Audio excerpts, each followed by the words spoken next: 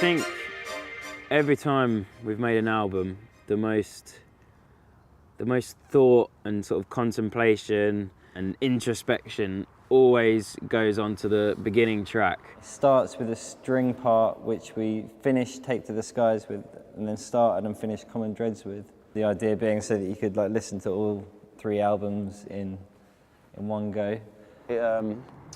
First part of it was used in our intro to our Reading and Leeds set in 2010, and we thought it was great. It just worked really well. It's got a nice sort of slow starting building beat to it. It's such an epic sounding track, and I wrote the lyrics separately as just a poem, and just for jokes just tried doing that over the top, and it just works so well as kind of an introductory piece. Well, it was the first track we recorded vocals for as well, so it was kind of possibly a late night session. We did a lot of late night sessions, and Rao had a lot of Thai rum called Sangsom to get him in the mood, and we found it helped him and actually made him perform really well.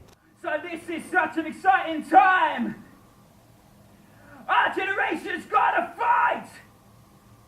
It's basically using a metaphor, the way we all see the world at the moment. If you imagine going back to year 8 geography classes, a nice cliff that's just slowly eroding with the abrasion of the sea, and there's a house built on the top of the cliff, and you know it's going to collapse, you know it's just going to fall and be a wreckage on the sea, and all we're doing at the moment, we're just putting stilts and scaffolding and anything we can just to keep the house up, just to keep it there, and those scaffolding and stilts, just like it says in the lyrics, are the laws and the legislation. It's the patchwork.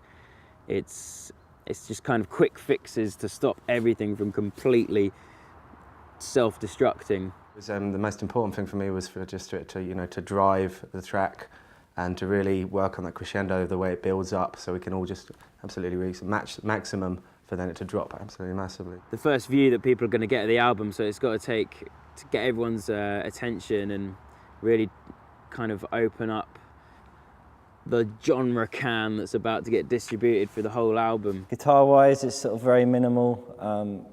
Sort of wanted to leave out a lot of guitars so that it kicks in really hard when it goes into meltdown.